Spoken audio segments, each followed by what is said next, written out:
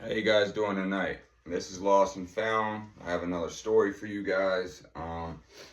So I want to jump right into it. I'm gonna let you know. I'm making these videos, these live stream videos, and my purpose behind all this is to help you guys who are in addiction or who has been in the system, been locked up, and has went through things and that can relate. That help gives people strength to keep moving forward when they feel like they want to give up in life. Um, I talk about jail to educate people. I talk about addiction to educate people. I offer my services to come out and pull you guys out of the street, anything you guys need. I just want to help. I want to do good. It's an addiction of mine now. I turned my drug addiction into a positive addiction. Positivity keeps me moving, keeps me charged. It keeps me wanting to do this. So, this is a jail story, but I don't want you guys to think that I'm on here talking about jail stories, that it's cool, or that I'm glorifying it, because I don't think that. I did think that at the time when I was a kid, when I was 18 years old. I'm an adult now. I have a 1-year-old child. That life is in my past. It can be talked about now in the form of pain to help other people, and that's why I'm doing this. So this is a particular story about when I was locked up. Me and my brother was locked up at the same jail. I was upstairs. They had just switched the men and put them on the girls unit and took the girls and moved them downstairs on Jennifer Road in Annapolis.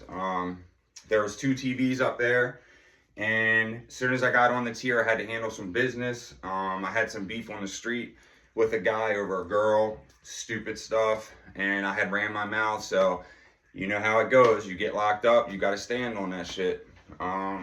We went in a room. He had a mohawk. Basically, I was nervous. My nerves were all fucked up. I couldn't eat my tray, so I was like, fuck it. I just get this shit over with. I pushed my tray to the side. I went in the room. I'm like, bro, all that shit you were talking, what's up? And I gave him a chance to get out of that. And he's like, what's up?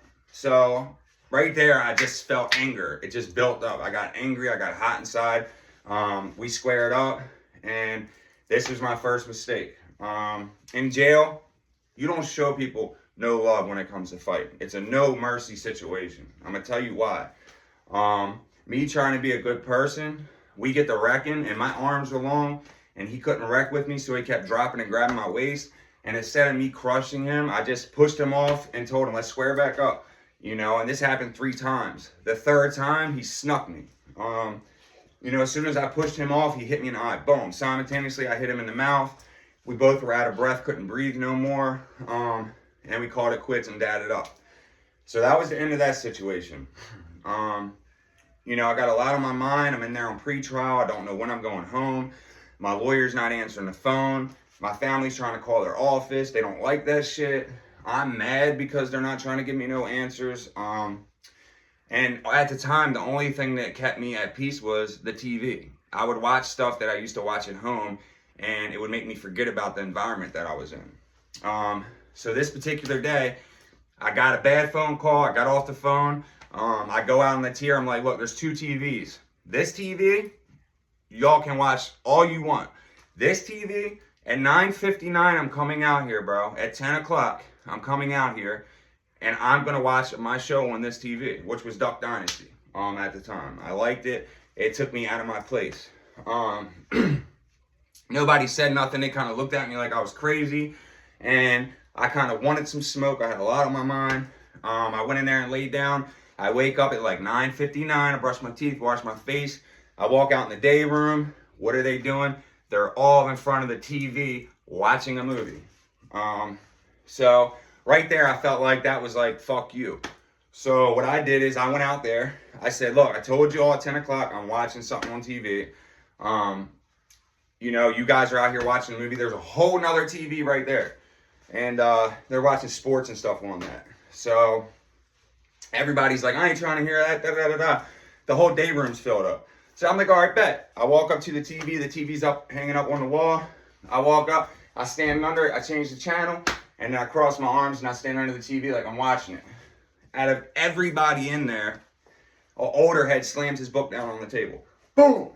I ain't trying to hear none of this shit. He comes running up to the TV and like shoulder checks me, bro, and goes to change the channel. As soon as he did, I stepped back and caught him with a 2-piece. Boom, boom.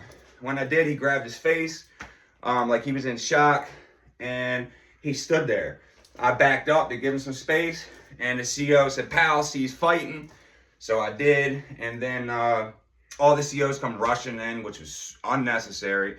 They took me out. While I was going down the hallway, my brother was locked up, and he's yelling on the catwalk, "What'd you do? What'd you do?" You know, and you know, in jail, when you get in a fight and the whole jail's riled up, you know, it riles you up. So I'm yelling up down the hallway. They got me in handcuffs.